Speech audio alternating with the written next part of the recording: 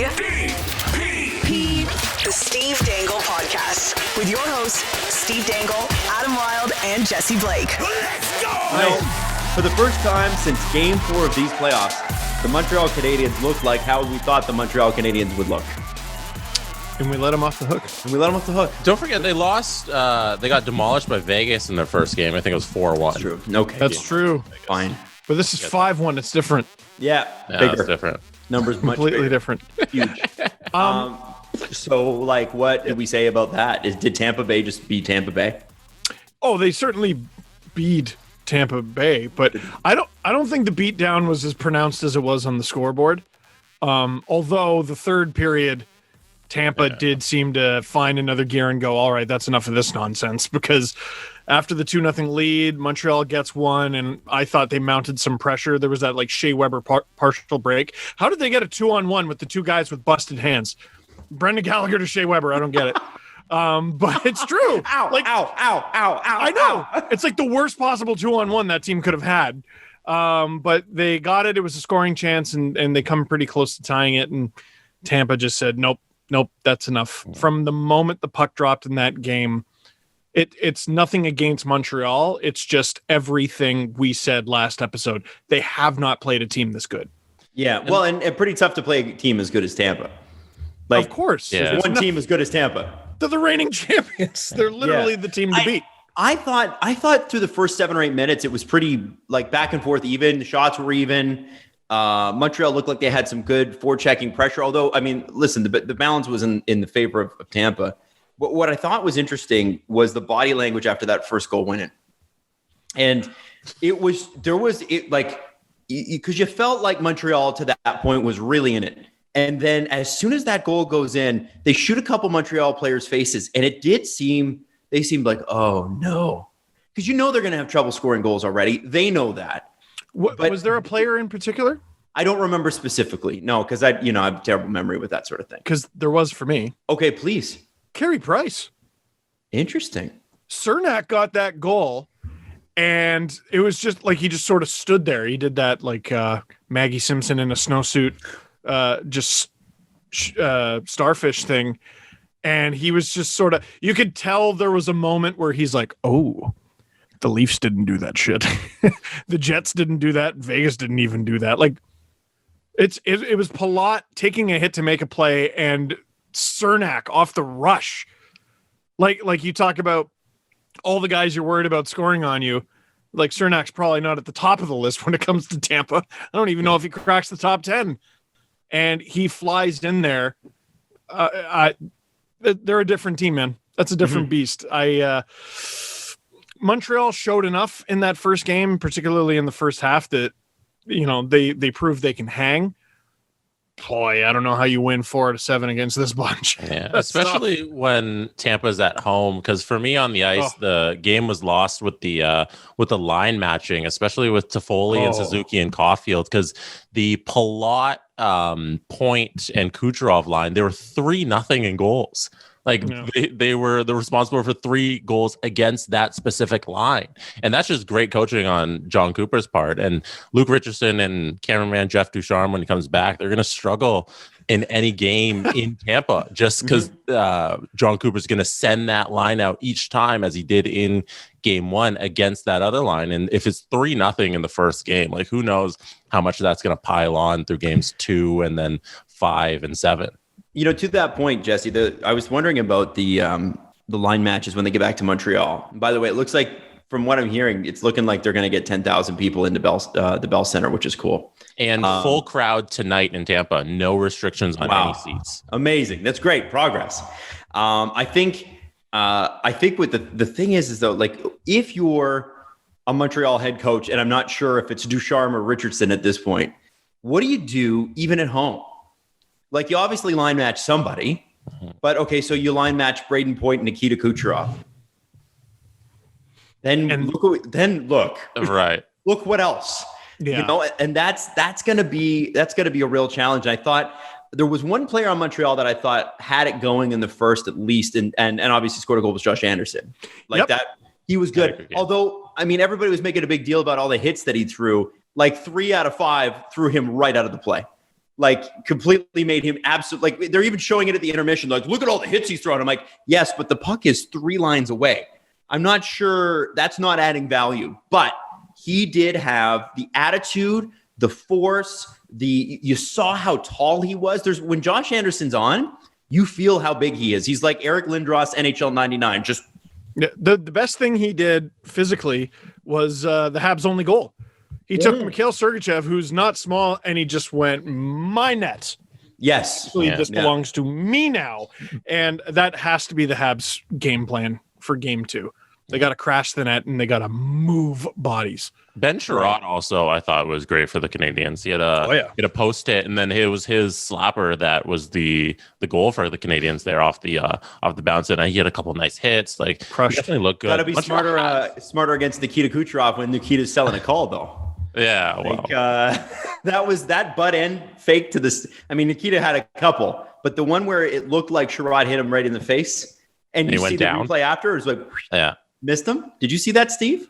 Man, I missed. I know you were on the stream. I know. So the first penalty the Canadiens took was Sherratt, right? And there was he had pushed Nikita Kucherov, and Kucherov sort of ducked down and was like, "Hit me right here," and then Sherratt didn't even hit him, but Kucherov went down as though he had. Yeah. And it was a good sales pitch. It was but Sherratt, good. He whiffed. Like he didn't hit him at all. He did. Kucherov went down. It was nothing gets by Habs fans. So let's see if I can find it on Twitter here.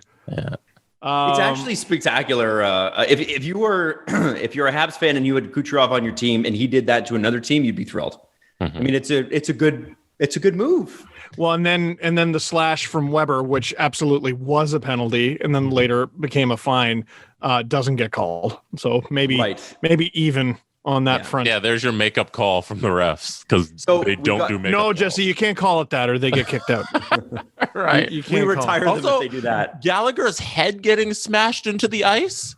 Hey, maybe you should leave the game for a little bit. You got your head smashed into solid ice. I couldn't believe he got up. Okay, so here's my question. Was there concussion protocol enacted at that point? He was on the bench the whole time, as far as I know. On the bench. So that's the thing for me. Like, of course the player's going to stay. If you're the player, you're going to stay. But the NHL is not going to. No, Adam, it's the Stanley Cup Finals. Concussions don't matter. It seemed odd. It seemed odd. Does it not seem odd to you? Yeah, it was sketchy as hell in the moment because even initially when he was on the ground, I didn't think he was going to get up. He was all like keeled over, and then the ref comes over to him, and then he gets up on his own power. He's like, I'm skating over the bench, and at that moment, you take away that power from him, and you send him off to a room. So it's Gallagher fighting with Mikhail Sergachev, who got the penalty. Who was involved a lot, by the way. Oh yeah, who got the penalty? Somebody on Tampa who was completely out of the play. Blake Coleman for removing Gallagher's helmet. The judo flip was fine. The judo flip is totally fine. Face washing is fine. You can't take the guy's helmet off, bro. Yeah, that's wrong. No, which I do agree. But the it's just funny to me that they were like, "Listen, what caused this was the lack of helmet." I think what's interesting though is it's one of the most black and white calls you can make as a ref. That is an instant penalty. Adam, best officials in the world. Best officials in the world, buddy. Okay. All right. We'll talk about that press conference. I know. But I'll give the refs this. There is so much gray area in the NHL for calling penalties and what you should call and what you shouldn't call and how the game changes from regular season to playoffs.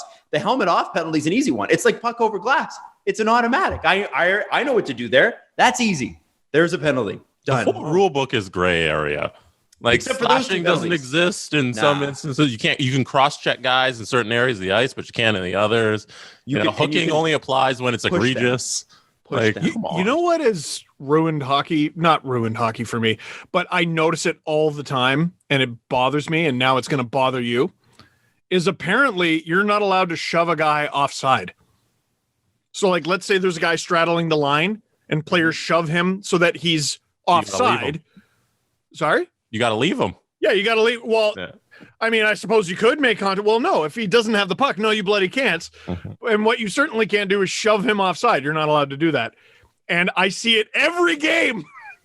every game now, several times a game. Never seen that penalty called in my entire life. I'm starting to think I was lied to.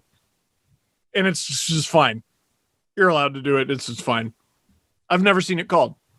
Never seen, or there's a lot of, you like sort of stumble into a guy and, I didn't mean to, I stumbled on we'd play a sport on ice and I just knocked him offside. Sorry about that. Yeah. Sorry about that. Are picks also illegal? Like you're not allowed to set like a pick for a guy? Interference. Yeah, it's interference, right? But the guys set imaginary picks all the time where you just kind of skate around somebody and it cuts off the defender. That was a big thing in the 2019 series Leafs Bruins. Chara used to very not subtly do that and then lay a hit. So like, that's just a hit, guys. Like it's interference is what it is. And eventually they called it and we were all like, there's no way the Leafs fucked this up. And then they did. But you know what? For a while, it looked pretty good. There's, again, no one's asking you to completely rewrite the sport. We're just asking you to call the really bad stuff. Yeah. There's a lot of really bad stuff. Do we? Here's the thing, and we can base this on nothing at all except for game one, I guess, because we have to move very quickly today with all the topics ahead of us. What do you see tonight, guys? More of the same. Habs come out tighter. What is it? The Habs are usually great in game two. That's where they usually I think it was Andersen who said in his post game they usually watch game one and they usually fall behind because of that, and then game two they come out and they play a lot harder. So I think you see a really tight game tonight, but I'm still going to take Tampa. Yeah, Tampa. Man, the one thing you saw the Montreal's penalty kill, had not seen a beast like Tampa's power play. God, they just cut through defenses like butter with their passes. I still think it's Tampa's game to lose. It's Tampa's series to lose. You're going to have a hell of a time beating them at home, but it's going to be way, way, way tighter. I think from both teams. I thought the Habs got a lot of chances, probably more than John Cooper would have preferred. But Tampa just got way too many. It seemed like every save Price made was amazing. I think the Habs have got to get one, and I think I said they were going 7, but I think they got to get one, and I think they're going to get it. They got to get it tonight. If they don't, we're looking at a sweep. Like, I feel like you let Tampa get rolling, you're in trouble. Huge trouble. To steal a line from Adam Wilde, if they win tonight, if Tampa wins tonight, it's over. I think it is. They just looked that much better. That's all I got to say. Could be wrong. Now, let's move on because we got a lot to get to. Steve, did you want to say something about Brayden Point quickly, or do we want to move on? Yes. No. Okay. So I had a mini rant that I was going to do on Twitter and decided better of it. So the Tampa Bay Lightning, they get Brayden Point because they're geniuses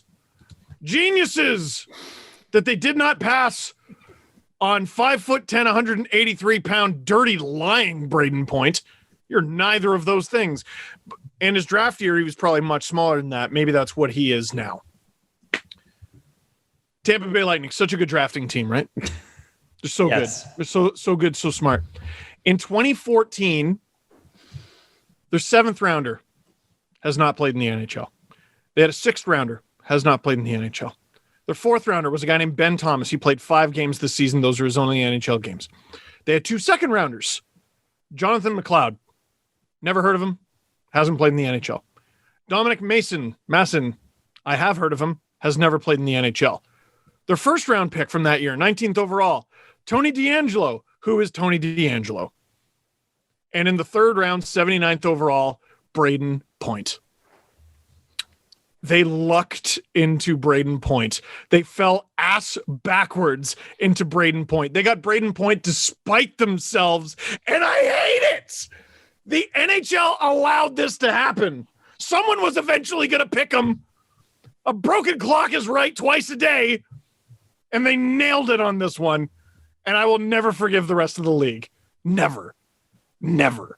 They've done well finding guys in the late rounds, but like even 2015, right? You get a guy like Anthony Cirelli, 3rd round, again, 72nd. If Tampa has a pick in the 70s, they're going to nail it. They had 2 second rounders that year. Mitchell Stevens, 45 games.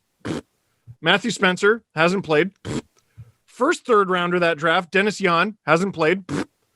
Anthony friggin' Cirelli. Some guy I've never heard of, followed by Matthew Joseph. That's good. And then nothing. I hate it. I hate that the National Hockey League allowed Tampa Bay to luck into Braden Point. They did. I give them no credit. None. Braden Point, according to most bloggers, was a first rounder.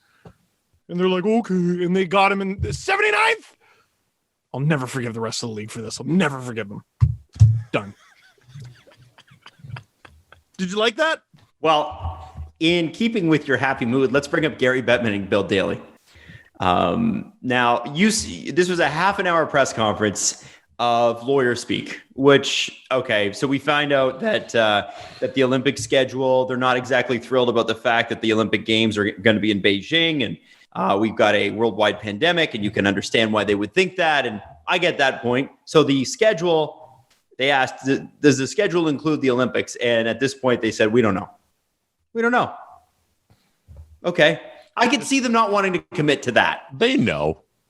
But I could see them not wanting to commit publicly to that. Yeah. Here's where they got me. Okay. This is probably 5 or 6 questions in from the amazing and friend of the show, Katie Strang, from The Athletic, questions them and says, hey, guys, when did you find out about the Chicago Blackhawks allegations? And by the way, of the 5 questions, one of them's about the Olympics. The other ones are about the Blackhawks. I think it was 6 of the first 7 were about the Blackhawks. Do you have it, Jess? And CJ, by the way, led off the conversation. So shout out the 4th member of the show who initially started all the Blackhawks discussion. SDPN notable. It's D'Artagnan.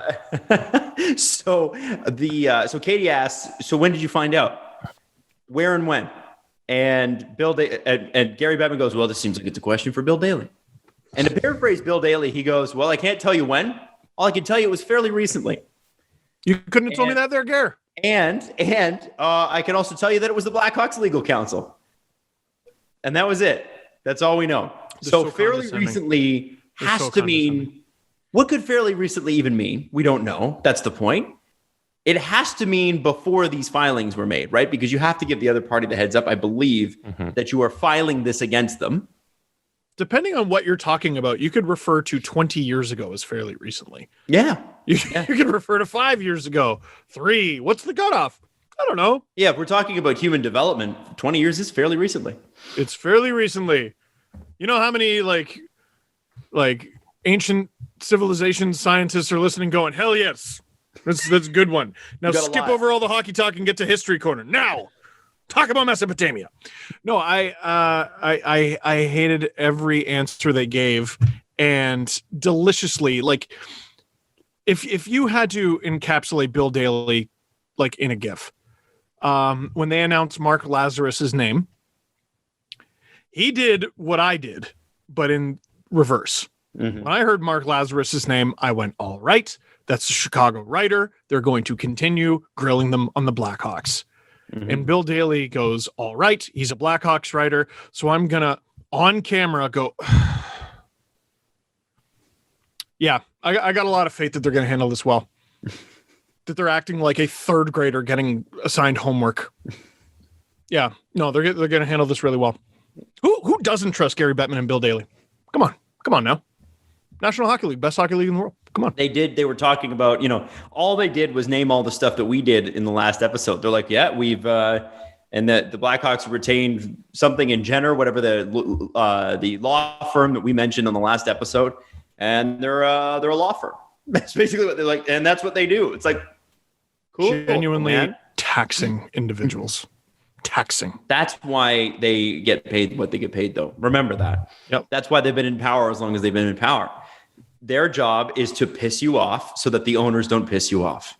The owners have business interests elsewhere, and they don't want to be in front of the camera. So they elect Gary Bettman, and they pay him $8 million a year. I would say they pay him just a hair above William Nylander for press conferences like that.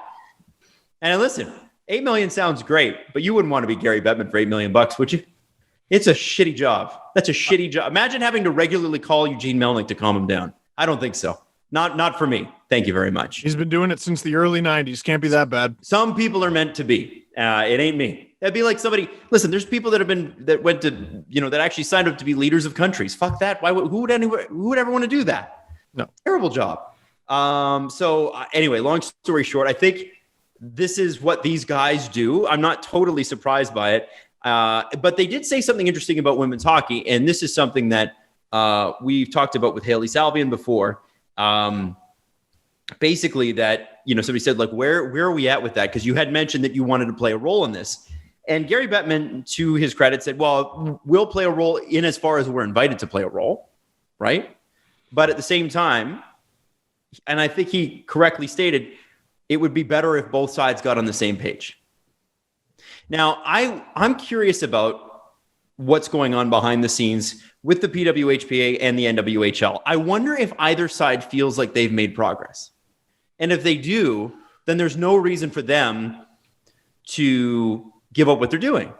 But if they feel like, hey, we're not making any progress here, I think we may see progress between both sides. And I don't imagine that the union between the two, or at least the agreement between the two, is going to be perfect in the future. But I would say that, and I don't think it's hard to imagine why, that these two organizations somehow finding some common ground and then getting it started with the NHL is going to be the path forward. We just don't know what that looks like yet. Is that fair? There's going to be a day in the future where we're going to sit here and we're going to talk about how the NWHL and the PWHPA came together and they formed one league, and there's going to be one league where all of the best women's hockey players in the world play.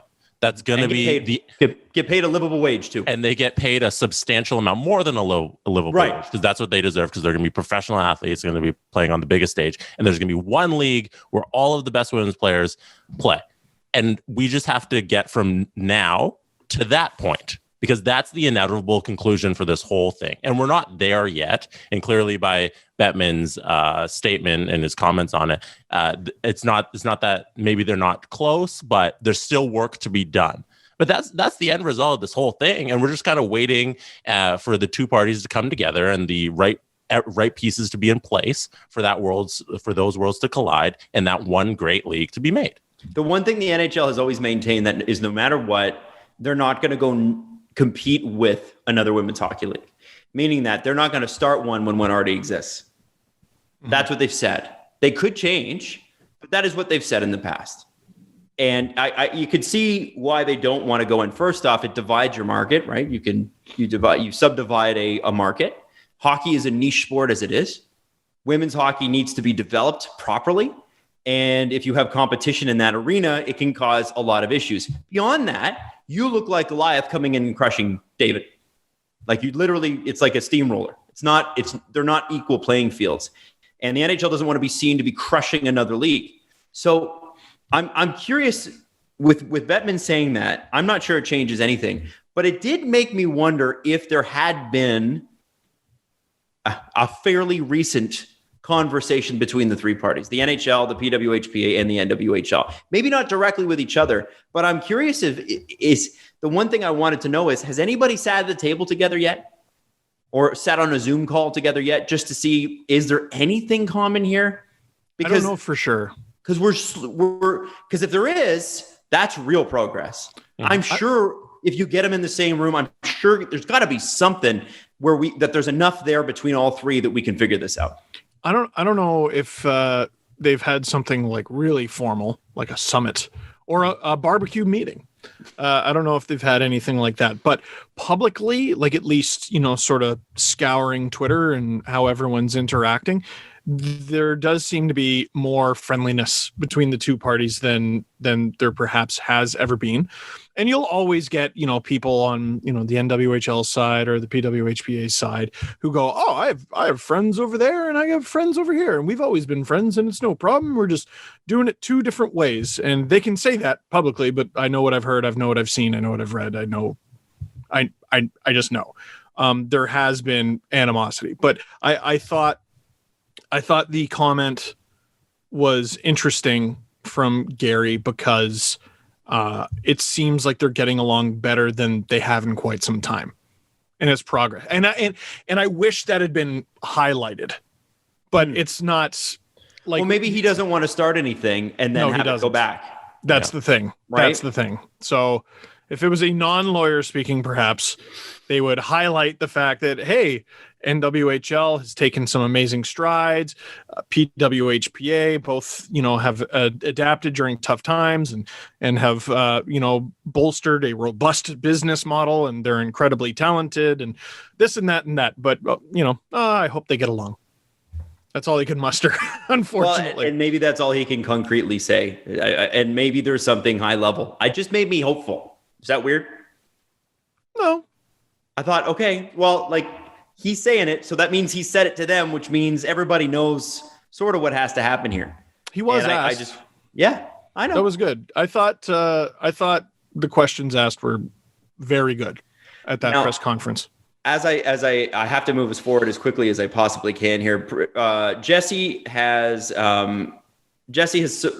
valiantly offered to step forward as tribute, and he is going to explain to you why Marc-Andre Fleury got the Oscar in The Revenant. So, that's Jesse, true.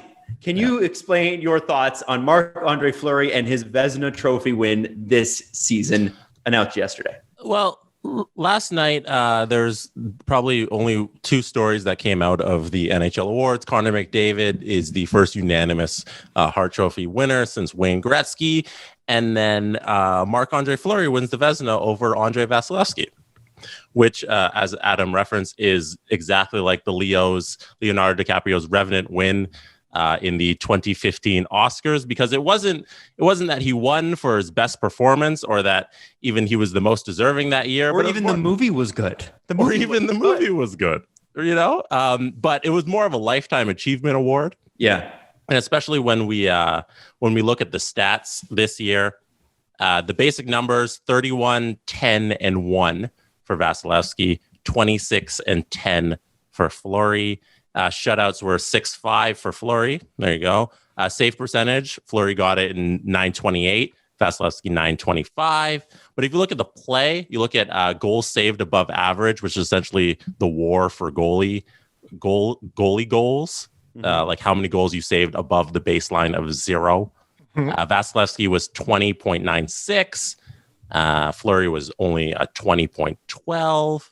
And then if you go to really bad starts, this is from Hockey Reference. They do an amazing job with these advanced numbers. They have this little category. It's called really bad starts. It's when you start a game and you finish with a save percentage below 850. Vasilevsky did it 0 times this season. How many Fleury? Fleury had 3 starts. And by the way, Martin Jones led the league with 12. Oh, Maroon. My God, so this guy. Martin Jones is bad. Goalie share points as well. That's number of points contributed by a goalie due to his play in goal. Vasilevsky was first in the league at 9.6. Fleury was 5th with 8. So the numbers are very close. Are you saying that Vasilevsky has the edge?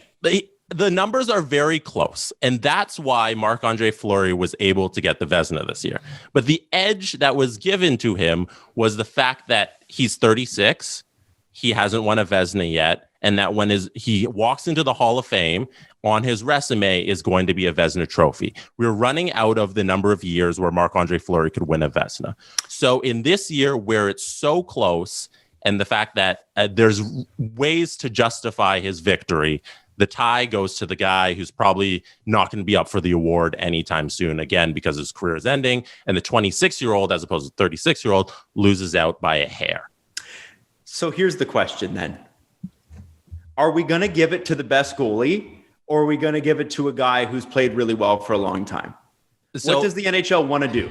The award is voted on by the GMs. So I feel like that's important in this instance, because it's not by the hockey writers or the coaches or anything. It's specifically the 31 GMs get the 31 votes for the award. And if we're being honest in this conversation, I feel like they would lean towards more the Lifetime Achievement Award for the Vezina that would go to Fleury. And it's very indicative of the voting for the All-Star teams that came out last night too, because Vasilevsky was voted to the first team All-Star team. He was the starting goalie for the starting 5 there, and Marc-Andre Fleury was voted to the second team All-NHL team. And listen, I'm not too upset about this, but the only category Jesse mentioned there, the only category you mentioned that Marc-Andre Fleury had the edge was shutouts. Yeah, it was 6-5. That was the only one. Yeah. So and like save percentage, he was ahead by 3 percentage points. It was 928 to 925. And they're both on first place teams. So I think I found the problem. What's the problem? So I'm looking at the voting, the Vezina voting. Myrtle posted it. Okay. So 1, 2, 3, 4, 5 different goalies got a first place vote. Semyon Varlamov got 1. Connor Hellebuck got 2. And Philip Grubauer got 2. And Grubauer was nominated. I look at the points. Fleury had 108. Vasilevsky had 99. That's actually not that far apart. Fleury had 14 first place votes. Vasilevsky had 12. So that's pretty close too. Fleury had 11 second place votes. Vasilevsky had 12. That's pretty close. Fleury had 5 third place votes, and Vasilevsky's had 3. Hey, that's pretty close. Wait a minute. 12 plus. There were 4 GMs in the National Hockey League that did not have Andre Vasilevsky as a top 3 goalie in the NHL this year. I hope they're not running my team. Yeah. I sure as shit hope they're not running my team. There was 1 GM in the entire NHL who didn't have Fleury on their ballot. Assuming there were 31. I don't think Francis would have gotten a vote. There were 31 votes. 31. So 4 general managers do not think Andre freaking Vasilevsky was a top 3 goalie in the NHL. That's scary. Okay, question. Do we know which ones? Like, I know Lou Lamoriello was the one that gave Semyon Varlamov the first place vote. Not that he didn't deserve it, but we know I'm saying that, but that's an Islander self-vote. So we can knock that off the record. My question is, like the Professional Hockey Writers Association, which posts who voted for what, does the NHL post who voted for Vezina? No, we just have the numbers. We don't know which GM specifically voted. See, that would be really telling. Yeah, I was really curious about that. UC Saros received 8 votes. No first place. He had 1 second and 7 thirds. Get down to who's in number 7. And Mike Smith with 2 third place votes. That's an abomination. Like, that should not happen. Why is Mike Smith on the Vezina Trophy voting? Because he started the season 9-0, Jesse. Okay. That's why. 6-0 or whatever the hell it was. So Vasilevsky, he's already got 1 Vezina, I believe. So he was robbed of a second one, and I feel like it just needs to be acknowledged that when Marc-Andre Fleury goes into the Hall of Fame, nobody's going to remember that the year he won his Vezina, he probably shouldn't have won it. But Vasilevsky, your trophy is waiting for you in the future. And it's Jesse, it's not the worst Vezina of all time. What is that? Definitely not. Jose Theodore? I've brought it up more than once. I'm going to do it again. Every now and then, they just decide, you know what? We're bored of this guy winning all the time. Let's vote for someone else. 94, Dominik Hasek. 95, Dominik Hasek. 97, Dominik Hasek. 98, Dominik Hasek. 99, Dominik Hasek. Did you notice me skip a year? Yes. That's because in 1996, they decided to give it to Jim the Net Detective Carey, who had a 906 save percentage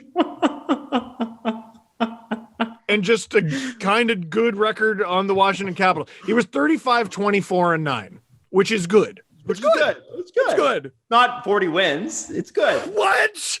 Dominik Hasek. Jim Carey won a Vezina in a National Hockey League that had Dominik Hasek, Martin Brodeur, Patrick Waugh, Curtis Joseph. Are you serious? Ed Belfour. All 5 of those guys were playing, and he won a Vezina during that time. It's the worst. It might be the single worst award ever awarded in the National Hockey League. No, Jerome McGinley not getting the Hart Trophy in 2004.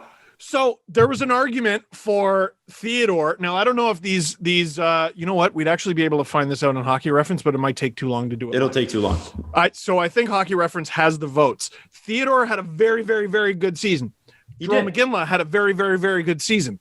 But the allegation that I've heard many times out Calgary way, is there was a writer, allegedly a Montreal writer, who left the Gimla off their ballot entirely.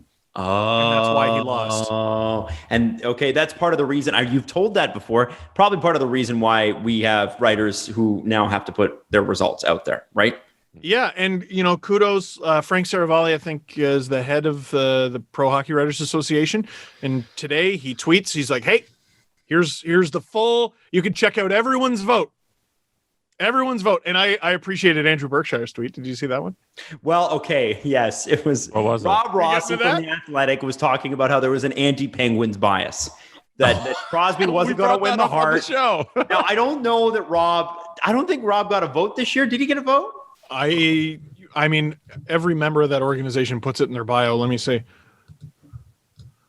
Keep going. Anyway, long story short, the Hart Trophy voting, obviously unanimously McDavid, because of course it was. Even the Pittsburgh writers were on board with that. No one can doubt that. By the way, I just want to remind you that Connor McDavid hasn't won the Hart Trophy against certain people in the past, and that's going to be a travesty. I point you back to this. Should have been McDavid's third Hart Trophy. Instead, it was only his second, because he should have won the one that Draisaitl won, and he should have won the one that Hall won. He should have won the Calder that Panarin won. Yes. I don't remember the Hall year. The Hall year was 2017, and the reason he didn't get it is New Jersey made the playoffs, and the Edmonton Oilers didn't, and people use that as a legitimate argument as to why Connor McDavid was not the most valuable player to the Oilers. What a fucking joke that was. I think McKinnon should have won that year, not McDavid. I think that's where my stance landed. I thought McKinnon. Yeah, I remember that year. Yeah, I remember you guys that can eat me, Connor McDavid. It was McKinnon's year. Rob Rossi is not just in the PHWA, but he is the Eastern Conference rep. So I'm going to assume that Rob Rossi did not give Sidney Crosby a first place vote for the Hart. Nope. Can you imagine? Okay, if you want to commit to the bit, can you imagine?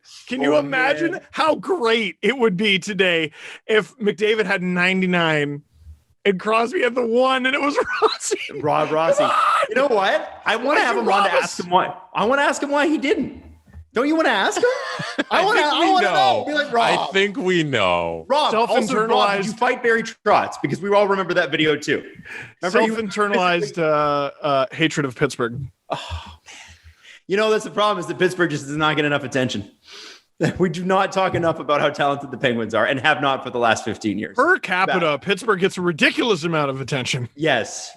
For what is, quote unquote, a small market team. A very successful, talented, incredible small market team. Sure. But they are a small market team in comparison to the rest of the teams in the NHL. Hey, listen, we got to move on. Matthews and McKinnon were 2 and 3 in Hart voting, by the way. I was actually surprised to see Matthews above McKinnon, but good for him. Great accomplishment. It's going to be tough for Austin Matthews to win anything in the Connor McDavid era. You got McKinnon, Draisaitl for some reason. I think I'm still struggling with the Draisaitl over McDavid stuff, but you got McKinnon, Draisaitl, McKinnon. McKinnon, Draisaitl, McDavid. You're going to have a tough time winning trophies, but good for him. Good for McKinnon at 2 and 3. The other thing is, this is how mad Toronto fans are, and if you're not from Toronto, you don't understand the self-loathing. Like every time we talk about this, people are like, "Yeah, you Leafs suck," and we're like, "We fucking know, man. We're mad about it too. We'd like them not to suck." The Leafs have extremely talented pieces. Mitch Marner, first team All-Star. In any other year except for this one, that would be front page news. People are like, local boy. We have a local boy who's one of the top 5 players in the NHL. First team All-Star. And then we have another guy. Not top 5 players in the NHL. He's top right winger, because top right winger. Good enough. We have 2 centers on the first place. Close though, right? Close. Yeah. And then you got a centerman centering number 2. So we got because McDavid's at number 1, always and forever stapled to that first team All-Star. Matthews at number 2 on the second team All-Star. That's amazing. 2 players from the same team. That's incredible. And no one cares. Here's how jaded I am. First team All-Stars, Vasilevsky in net, Adam Fox, the Norris winner, and Cale Makar on D, McDavid, Marner, Marchand on forward. Second team All-Stars, Marc-Andre Fleury, Victor Hedman, Dougie Hamilton, Austin Matthews, Mikko Rantanen, Jonathan Huberdeau. The second team beats the first one. You think so? In a playoff series? Fuck yeah. Yeah. Well, Absolutely. In a playoff series, they absolutely do. They absolutely do 100%. I'm taking 100%. I put money on it. I'm taking McDavid, Marner, and Marchand. That's my theory. I'm taking. I think they probably have the edge in forwards, but that defense, that's tough. Adam, I was ready on Monday before the award voting to come on here and talk about how Adam Fox got robbed for the Norris. I'm so happy he won that. More deserved. I was afraid it was going to go to Hedman, the way it went to Doughty that one year, in the way that's, hey, it's the name attached to it, but Adam Fox well deserved for that Norris Trophy. It was awesome. Adam Herman had a good tweet. And he was basically saying like a lot of that vote had to do with pressure from Rangers Twitter, like going, hey, Adam Fox, take a look at this. And they hammered it every time he did something good, and he did it long enough that they voted for him. How upset are you if you're a Calgary Flames fan who've lost Adam Fox and Dougie Hamilton in consecutive years? Well, wasn't Adam Fox for nothing? Yes. Thought about that. The Adam Fox trade is low key the worst move. Was it a trade? Since Saad for Panarin. It's the worst move since Saad for Panarin. The New York Rangers, Jeff Gordon announced today that the team has acquired defenseman Adam Fox from the Carolina Hurricanes in exchange for their own second-round pick in the 2019 entry draft and a conditional third in 2021. But then there was the trade that sent him to Carolina. All right. Noah Hanifin and Elias Lindholm for Dougie Hamilton, Michael Ferland, and Adam Fox, who wouldn't sign there either. Because he was in college and didn't want to sign there, right? He wanted to go to New York. And then, you got a number one center out of that deal, though, because Lindholm last year was their number one center, right? So I mean, if a guy doesn't want to sign with you, it kind of is what it is. It's shitty. The mistake to me was prior to that. Why didn't you want to sign here? Is it as simple as, I don't want to play in Calgary? I mean, I hope not. It, possibly could be. I mean, those university guys, like, that was one thing we should have maybe talked about a little bit more when we were having that major junior discussion the other day. Is you have more agency. You're going to control your destiny a little better, yeah. Zach Hyman is a Leaf because of that. Mm-hmm. Yeah, he wouldn't sign in Florida. Wars? Remember when everyone was bidding for VC, Jimmy VC? Yeah. And then he didn't sign with the Leafs? Hey, Jimmy, we got you in Nashville. No, you don't. And where did he end up? The Rangers. Yeah.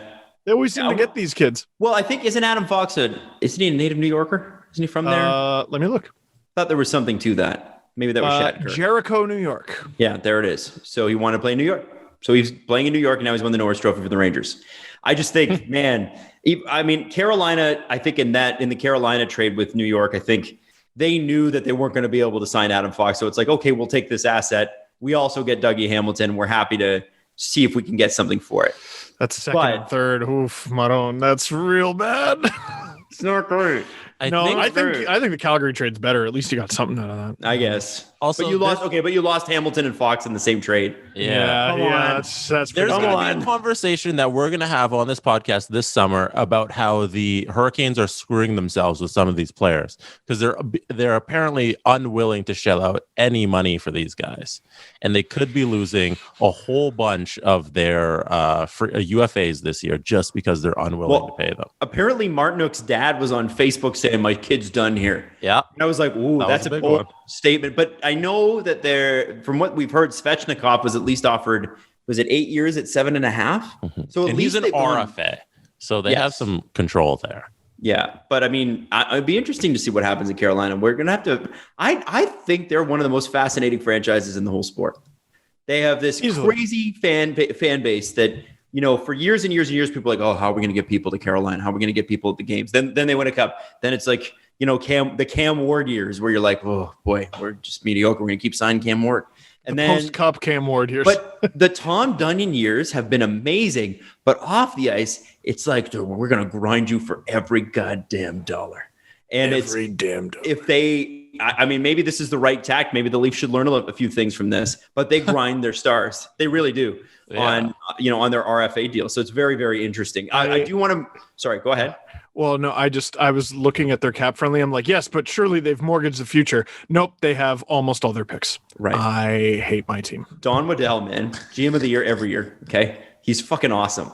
The dude, what I do want to talk about here quickly is some Leafs news. Obviously, you heard Spezza re-signed Simmonds for 2 years at $900,000 per season. Right. Thoughts on that? Basic kind of thoughts. The entire Leafs organization should be paying attention to how mad everyone is. Like the fact that signing was received poorly is mind blowing to me. It's $900,000. Isn't league minimum $750 now? Yes. Yep. It's $150,000 over minimum for Wayne Simmonds, a guy with over a decade of NHL experience. We all agree he looked good prior to the wrist fracture, which he didn't even get because of the type of rough and tumble player he is. He accidentally blocked a shot, I believe, from his own teammate. And wasn't the same after, but he was a spark plug those first few games. Yes. And the team was obviously worse without him. Yes. Those first couple weeks where they didn't play the same at all. No. And Keefe talked about that, and the bench was quieter. And you talk about all the things the Toronto Maple Leafs lack. They do not need less of Wayne Simmonds. So I get some of the criticisms like, well, where does he play? And how does running the same team back make any sense? He's making $600,000 less than he did last year and coming back for 2 years. There's no problem here. It's a good deal. It's a good deal. And I tell you what, if it's a shit deal, it doesn't matter because it's $900,000. You can bury that. You can bury the entire thing. It's silly. So you think the Wayne Simmonds deal says more about Leafs Nation than it does about Wayne or the Leafs? Well, the reception to it. No, he wants to play here. You're telling me Wayne Simmonds couldn't go somewhere else and get more money? It's the National Hockey League. Of course he could. But his priorities are he wants to play at home, and he's got an air similar to Spezza where he feels like it's unfinished business. And that's amazing. And also for anyone who signed a 1-year deal with the Leafs this year, for example, Joe Thornton, it will be a personal shame for him because he never got to play in front of a packed barn as a member of the Toronto Maple Leafs. Yeah, that's a shame. That is a shame. That's a shame. And now Simmonds will get to do that. I don't know when, but sometime in the future, he'll get to do that. Spezza's already done it. He'll get to do it again. I think that's really cool. Everyone is getting too ahead of themselves. Someone tweeted something. They used my formula for, remember I did that video where I made next year's Leafs out of guys who are already signed? Yep. So someone used that formula and they tweeted out the team and everyone's like, this team is dog shit. And I'm like, guys, there's an entire offseason to get through first. It's relax. Matthews, Robertson, Marner on the first line, Patan, Tavares, Nylander, Mikheyev, Spezza, Simmonds, Engvall, Brooks, Anderson. That's your Joey Anderson. Anderson, yes. And the left wing is $10 million in cap space. Yeah, and that he used the same thing that I did, which is where we assume Kerfoot will be taken by Seattle. The defense is virtually the same. The goaltending is Campbell and Hutchinson. What? They can't have Hutchinson as the backup. They won't. Chill. There's an entire. We have until October, guys. Yeah, but Was this your first season? This. You literally did this to the people. Did. But then I said over and over again, here's how it works. And that video is like 30 minutes long. I watched every second of it. It's about you making a roster out of the Leafs that are currently signed. So why had it on in the background? Jesse, you had this is it on Steve in the Dangle's background fault. then. What, were you folding laundry? Were you making something for dinner? Why are you getting mad at other people for doing it and reacting to the roster? I can get mad at whoever I want. You made a whole video where you made the team and then reacted to it. Stop getting mad at other people for doing the same thing. I said they're going to, the point of this exercise is to identify weaknesses. And if you looked at the left wing and said, that's dog shit, you're right. That's why they're going to address it. I hope that Nick Robertson, by the way, has the same season his brother had in Dallas because he was on the all-rookie team and Jason Robertson. Wow. I'm hoping that we get a little of that from Nick. And it looks like we could. Right? Right? I just hope he has a little bit of luck, like a little bit of health luck, for God's sake. No kidding. Now, one of the things we did find out from Pierre LeBrun of The Athletic today, other than there's a potential Cale Makar offer sheet and the Avs and Philadelphia are in. Yeah, I'll believe that when I see it. Yep. Philly and the Avs are in on Seth Jones, which isn't totally surprising. I did find out too that the Leafs have reached out to Claude Lemieux, who is Frederik Andersen's agent, and that there is some mutual interest. Like, would you come back?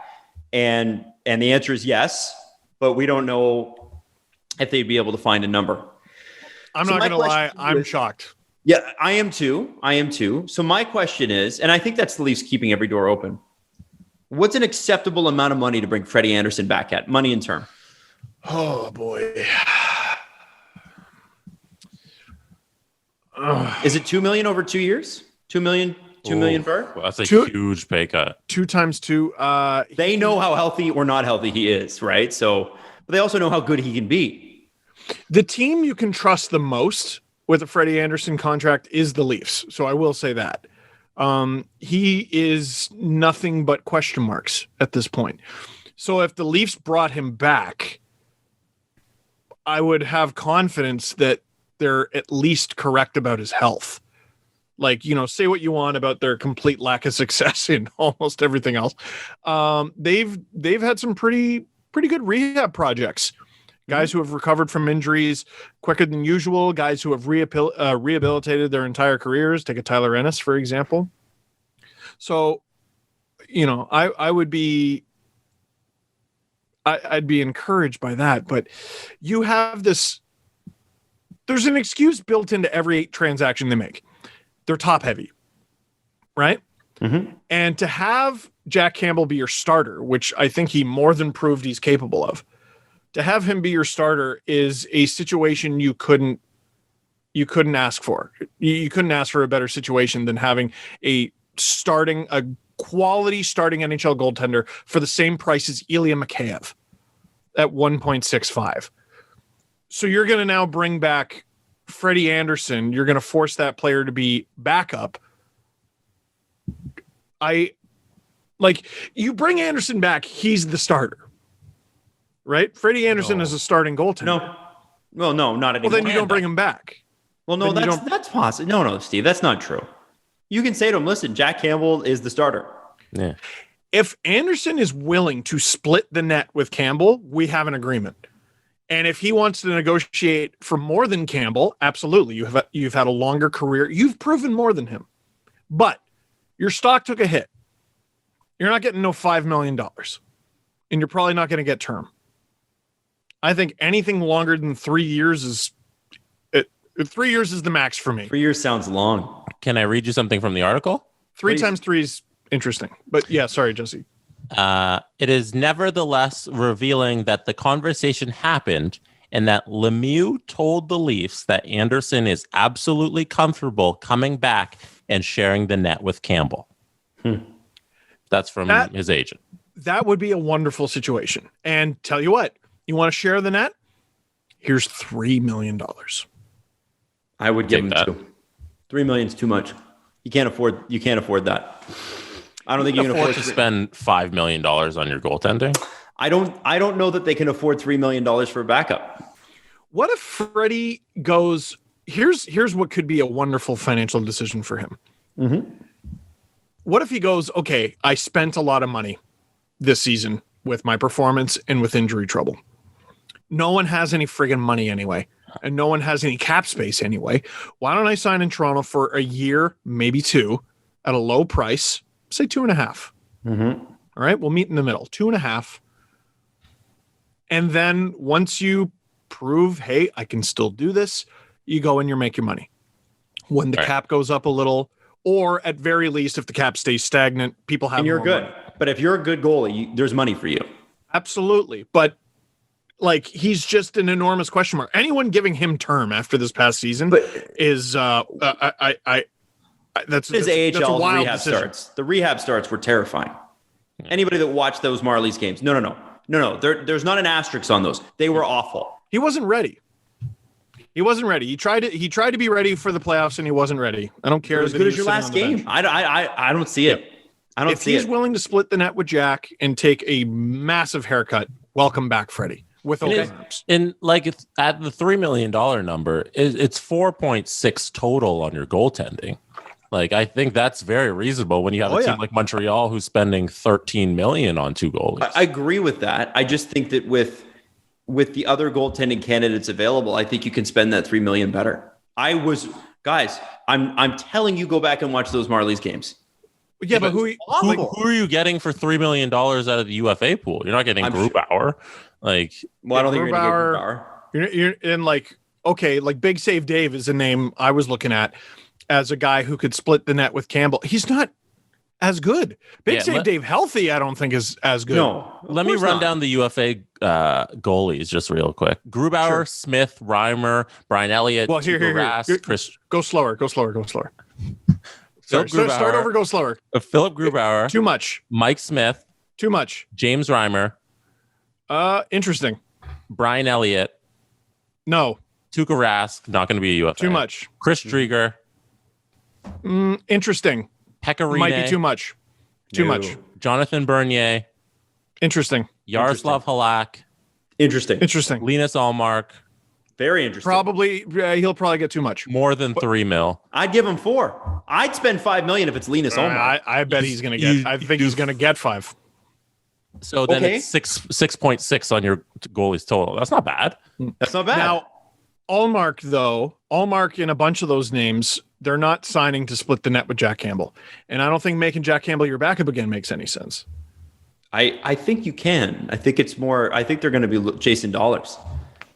I think you can say to them, listen, do you want to make this money or not? Yeah, but if you give economy, nobody's got the money to sign you. What do you want to do? If you give Allmark, let's say $5 million, though, he's coming in assuming he's going to be your starter. No, you have the conversation. You have to earn that. But no, what the? I'm an unrestricted free agent. I don't have to earn shit. I'll go somewhere else. Then go play in Buffalo again. Enjoy yourself. Okay, well, I'm not going to go to Buffalo. And if I do, I'm going to take all the money from them. I'm going to go somewhere else, and I'm going to be their starter. Okay. That's how unrestricted free agency works. Like, if I'm one of the top guys, I have the position of power here. You're not telling me how this is going to be. That's fair.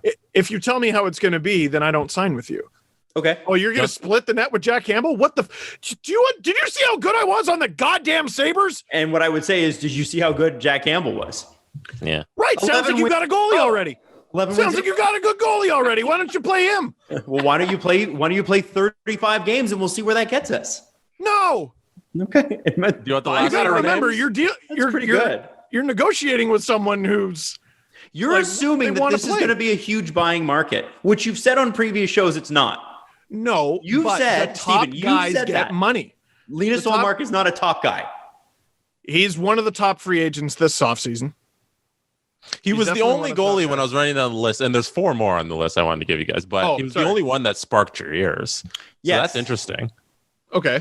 Who else? And the last couple were Laurent Brossoit. No. Peter Mrazek.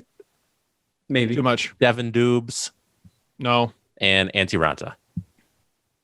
That's interesting. And then the next pool is like the Rittich and the McElhinney. Can you keep Antti Ranta healthy? That's my key. Well, there's a guy you could sign for value if you wanted to up. Like if let's say you're doing a big press for a big defenseman, the Leafs could do that, and then go try to get Dougie Hamilton. He's like, I got $1.5 million to spend. Okay, Antti, come here. We got a great medical staff. Kick some ass in Toronto and go make your money in free agency next year. I promise this is related to the goalie conversation. Mm-hmm. The having so much money wrapped up in 3 guys. I'm leaving Nylander out of the conversation. Having so much money wrapped up in 3 guys. You leave so much up to luck. Mm-hmm. John Tavares getting hurt was bad luck. Mm-hmm. But bad luck happens. It's hockey. So there's some bad luck. Also, if you want to go cheap in net, you're relying on luck. Jack Campbell's a little bit of luck. I'm sure it was due diligence, but I don't think anybody knew he was this good. You thought he was going to win 11 straight games? Are you sure? No, nobody thought that. Nobody thought that, right? So now you want to sign another guy to let's say it's Ranta. So you're relying on you're going to be the team after over half a decade. This is where he's going to be healthy. You know what I mean? Well, that's why you say to him, 30 games. You get 30 games. Ranta? Oh, boy. And now you're giving 50 to Campbell. Which is fine. I hope so. At a certain point, you do have to take a risk, and the Leafs have to decide where their money's going to go. You can't have it all, right? Montreal decided we're the goalie team. We got goalies. Leafs decided 2 seasons ago we're the forwards team. We got forwards. Oof. So you have to find value somewhere else. Jack Campbell gives you a lot of value for the contract. He does. You need to figure out what to do with that defense to make it even better than it was last year, and it was very, very good. It was much better, much improved. And then you got to find some value in goaltending. I don't think going out and here's the thing. Linus Ullmark to me is, I mean, maybe he gets obnoxious money, fine. But you got to find value buys. Linus Ullmark to me is a $4 or $5 million goalie that you're like, okay, well, you split the net with Campbell, fine. That's worth it. They get him. Yes, 100%. But if not, then you have to go after guys like Ranta because you can't go and spend $3 million end term on a guy like Frederik Andersen. You just cannot do that. Or you sign a guy. You sign a guy knowing you're going to lose Jack Campbell next year. Yeah. Well, then it's Linus Ullmark. Right? Or Freddie for 5 years. Or Freddie. $10 million. I cannot say. I cannot wait to see how Kyle Dubas gets me re-excited about this team. He's got some work to do. Because even the good scenarios lead to bad scenarios. Like, we get a good goalie, we lose Jack Campbell. Like, give me something, man. Give me a reason. Give me a reason, for the love of God. We have got to quickly mention a couple things here. First off, Rick Westhead tweeted this yesterday. Why does it matter that the NHL pledges to ensure the unredacted findings of an investigation into the Blackhawks into Blackhawks management are public? People move on and public pressure fades. He's right. You need to hold leagues accountable for promises, like 2019 NHL pledge for a new abuse hotline for players. A source close to Akeem Aliu told me today that some 18 months later, they are still waiting for the results of the NHL's investigation into his racial abuse and career derailment. Now, beyond that, and this is crazy, there was another. This is I'm just bringing up the tweets here, so excuse me for a second. Ben Mazilas, you guys, I don't even know if I'm pronouncing his name right. He said, I can confirm this is true. The NHL Attorney Generals told me they were completing the investigation over a year ago and have been non-responsive since that time. They haven't even scheduled interviews with key witnesses we've told them about. Very disappointing conduct. So this Blackhawks thing, you do, if you're in a PR situation that's a nightmare, like the NHL and the Blackhawks are right now, play for time. Playing for time is the best PR strategy here because at the end of the day, we all love hockey. And we like hockey and we want to watch hockey. And so public pressure on these things does fade. The only reason the Blackhawks hired anyone is because of public pressure in the first place. So if you take as long as you possibly can, people sort of forget about it, even in the days of Twitter and Facebook and Instagram, TikTok, all of it. So don't be surprised if they play for time on this one. Just throwing that out there. It's important. Games always take over every news cycle, right? When it comes to sports. And I think the Blackhawks are just trying to make it to, I would say, American Thanksgiving. That's where they're trying to make it. It's up to the public. Like, unfortunately, it's up to the public. I have the utmost respect for the people who cover the sport. And, you know, you saw some of the people who were on that press conference with Bill Daly and Gary Bettman, like titans of hockey journalism. But are 6 out of the first 7 questions in that press conference about the Blackhawks, if it's not for public pressure? I don't know. Are any of them? I don't know. Good question. It's a very good question. So we got to keep this up. We do. And lastly, ESPN has announced their staff. Notable names include Steve, your coworker, Cassie Campbell-Pascal, as well as, to nobody's surprise, Ray Ferraro as well. And of course, no, I'm joking. And then longtime friends of the show, Greg Wyshynski is also, but he's been a part of ESPN's hockey coverage for a long, long time now. He gets to keep his job. Yeah. So there's he's still there. Yay. So often in this business, it's well, I have a sad tweet to say. Rick DiPietro will be on this. Hillary Knight will be a part of this. Emily Kaplan, who is already with ESPN. Leah Hextall, who was former Sportsnet. Former player Brian Boucher. Ryan Callahan.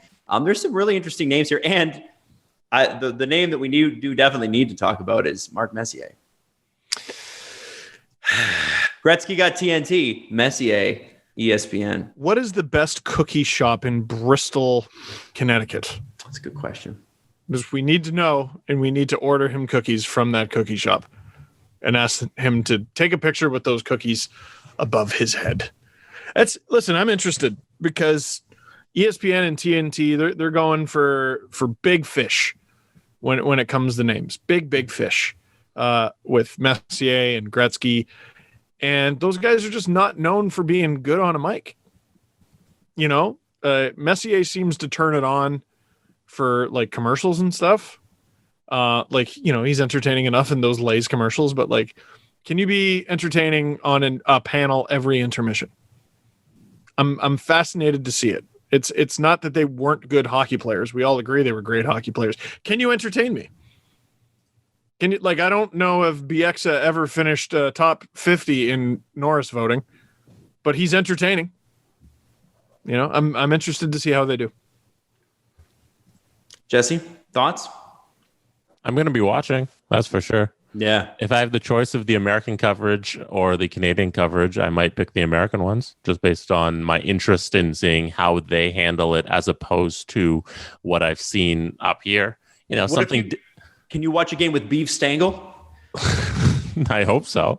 But like something different definitely perks my interest. Just like an option for hockey, because I feel like it's been lacking for so long. Just because I've never been that big of a watcher of the NBC coverage. So I'm excited to see what the biggest sports network, I guess, in the world at this point can do with hockey. And I think it's going to be a great opportunity to grow the game to an American audience who's kind of disappeared from hockey for a long time. And it's kind of dropped out of the fourth most important professional sport in the country, especially when like in markets, college football will be bigger than hockey and that sort of stuff. So it's exciting. And I'm really excited for the fall to see how those panels go.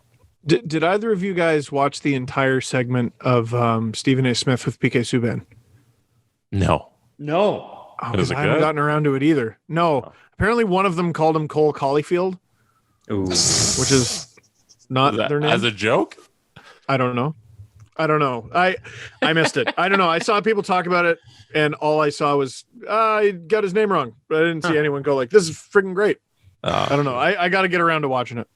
Well, I'm curious too. Are you able to get that in Canada? That coverage? The Stephen A. Smith show, I believe, is not available because you can't get ESPN Plus up here. I don't think it's internet. I think it's just an American thing. So couldn't directly watch it legally, I don't think. Interesting. Well, we'll have to rely on Twitter for that. Anyway, with that, guys, we got to wrap up the show. We got to close it out because we're over time. Unless Jesse has a pertinent press conference question he must get to. Steve is clearly not paying attention. Sorry. He's already tuned us out. He's got TikTok open. No, I was sorry. Are we out of time completely? Well, pretty much, yeah. Okay, we're wrapping early today. Well, it's a 1 hour show on Friday, so yes. Today's Wednesday. It's Wednesday, man. Oh, shit. Oh, my God. Are you serious? It's not even 3:30 and we're rushing out of here and we've done like an hour. Sorry. Like, off the top of the show, you're like, all right, we got to be quick. And I was like, it was, you know what it was? I did. Yeah, I thought it was because tomorrow's the long weekend, right? So I was like, no. I mentally made it Friday. Yeah, okay, all right. Adam, as someone who just found out you're 2 days away from the weekend, how sad are you right now? I'm not, because my vacation starts after this show, so that's probably why. Oh, so you think it's Friday? I thought it was Friday because I'm thinking like, oh, I'm getting out of town or whatever. I got to pack everything. I forgot. It's the full show. We're like, we have another 6 minutes to do. Yeah, and I apologize. I opened something accidentally. On it's my phone. okay, but it's no, okay. That's really funny, man. Well, so what do you want to do with the rest of the show? Did we get through everything that you wanted to? I got something. If we got time, I got something. Let's do it. That's what I was asking.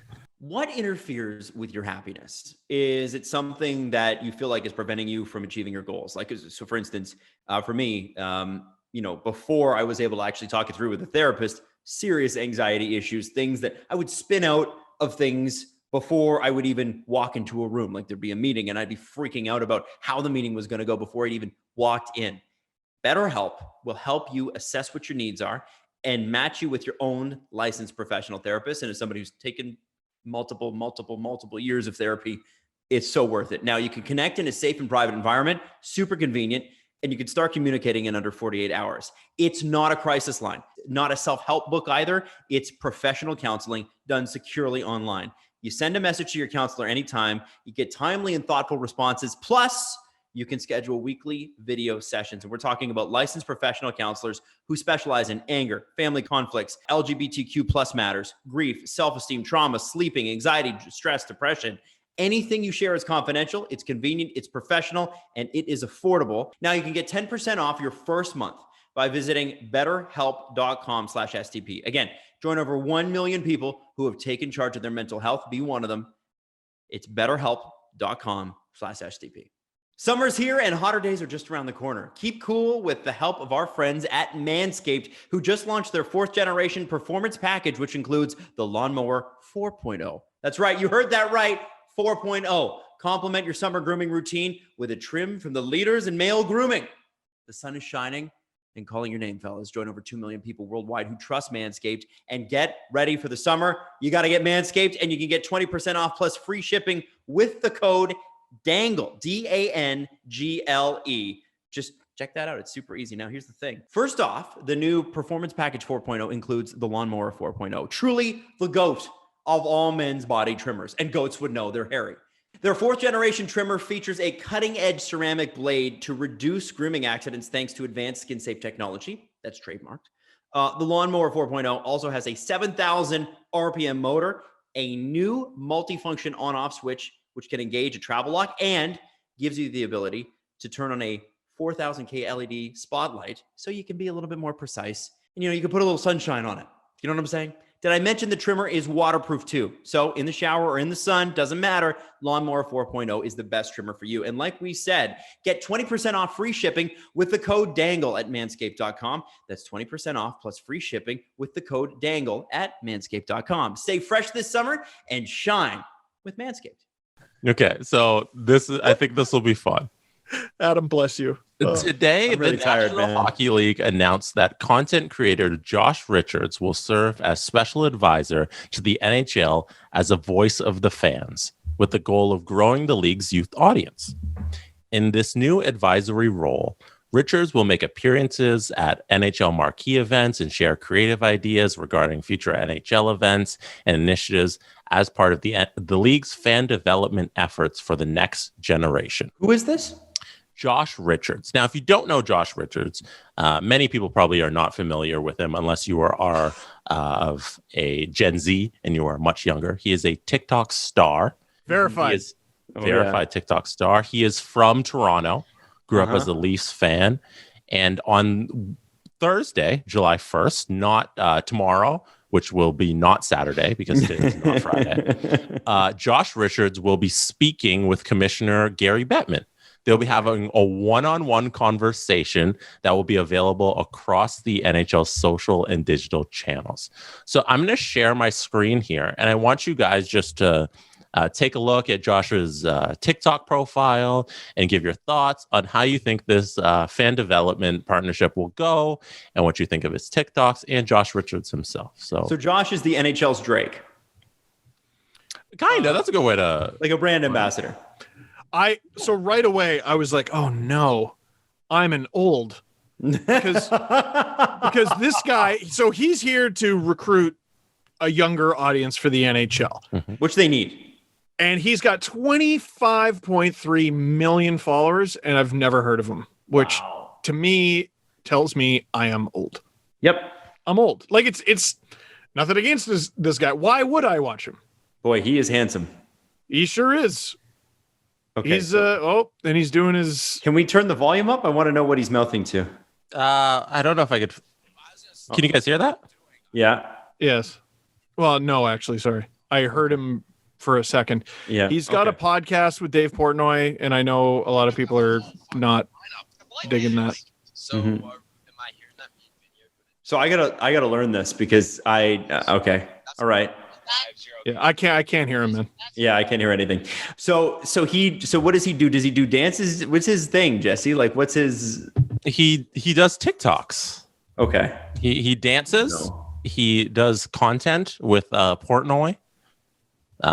He is Josh Richards. So much of TikTok is I'm hot and I'm young. And like, let's be honest, like there's certain dance videos that come up. I'm like, okay, so you're an attractive person who's terrible at dancing. And that's fine. But like, let's just call it what it is, right? I want to know who decided that the dances were all elbows. Like I'm not saying it's him. He does a lot of his go-to is the points, but everyone is doing friggin' this, and I don't get it. God, I'm so old. Yeah. Like, do you understand how he's not here to bring me into the fold? You're already in. Yeah, but like he's not here to. Even if I was out, he's not here to. No one our age is going to be like, you know what? This Josh Richards guy told me to watch Tampa. Like, it's none of us. Mm-hmm. It's none of us. And all the complaints I saw, it was from no one that is of the age of the fans that they're trying to recruit. Look at this magnificent friggin'. He's a good looking boy. Here's the deal, man. I'm not, I just like, I don't, I guess the fun thing would be to hate on this guy. And I just can't. Like, the reason is like, whatever. Like if people like him, I know that like I work at a top 40 radio station. I don't love every song that we play, but I realize that there's an audience that does. So I don't take a shit all over it every time we open the microphone and I don't like it. Exactly. There's plenty of terrible music out there that we're playing consistently. But the reality is somebody really likes that and really connects with that. And so sometimes you just look at it and go, it's not for me, right? Not for me. Okay. And it's not supposed to be. But here's what I would like. If he's successful, that's fucking awesome for the game. That's great.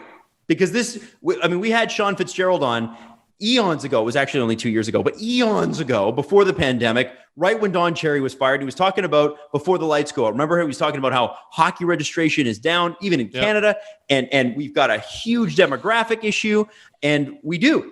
Mm-hmm. So if this guy can get young people interested, if he can help pull this fucking old fart game into the mainstream, oh, baby, I'm in for it. Josh, I'm going to go on and do elbow dances with you, and I will also get highlights in my hair. Like, please, God, please make it easy. And that's the thing. The NBA is like, the NBA is mainstream culture. The NHL is like, well, we're our own thing. Yeah, you're so your own thing that no one fucking gets it. No one understands. And Gary Bettman said in his press conference yesterday, there's the big four sports and we're one of them. I'm like, no, you're fucking not. Man. No, you're not. You're not. In Canada, you are. You're number one, and then basketball and baseball number 2, 3, and then you've got curling probably. You know how many different brands of football and basketball are bigger than the NHL? Like, oh yeah. It's football and basketball duking it out for number 1, baseball, and then the NCAA something, basketball or football nipping at their heels. Here's what I think would be really dumb is if the NHL hires this guy and they just go, all right, now we got the youths. Like, no, it can't. You can't just hire a guy. I don't care what he does, but you can't just hire one person and be like, all right, our job is done. It's up to him now to recruit the youths, because then you're just some old guy barking orders at a young guy, giving him an old directive for young people. And that's not going to work. You got to bring in other people. There's got to be representation there. And it can't be a young guy reading an old script.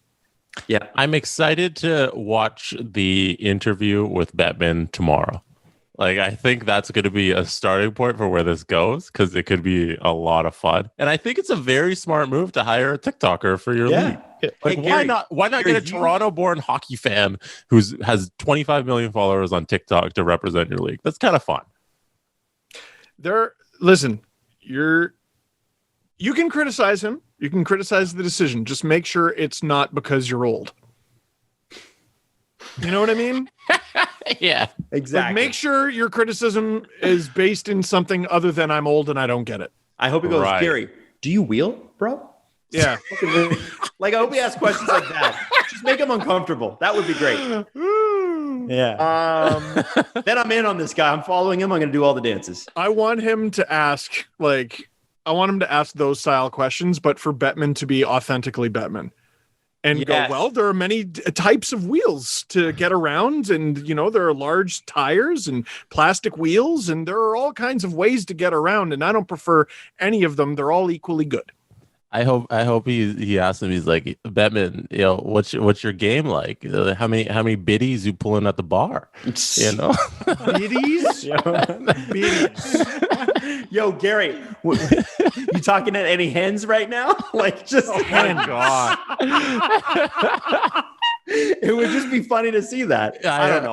What is he going to ask him? And this is the thing. Like, I've met Steve Meyer, the guy who's like one of the heads of marketing at the NHL, and like, nice guy and everything. It's tough because you are really bridging a gap here.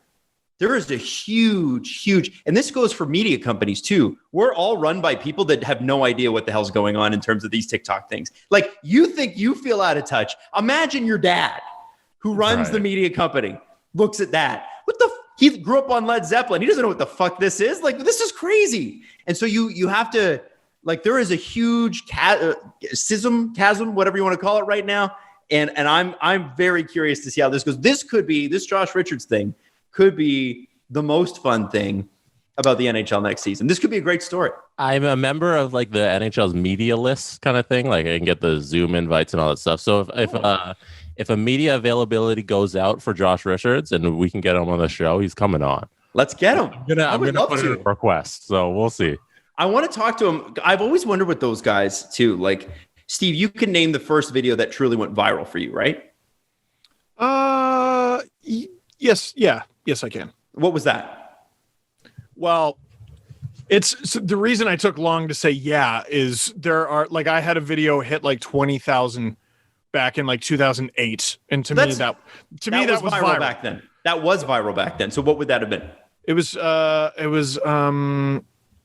I think it was before the trade deadline, and it was basically me writing like an out loud love letter to Matt Sundin, because that was the year that the Leafs were allegedly trying to trade him, and he blocked it.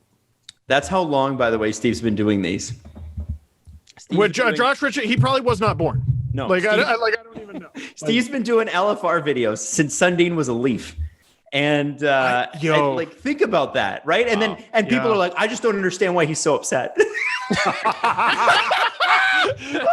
I don't get it with that Steve Dangle. Why doesn't he have more patience? I don't get it. And like anyone who says I'm negative about the Leafs, you can go back.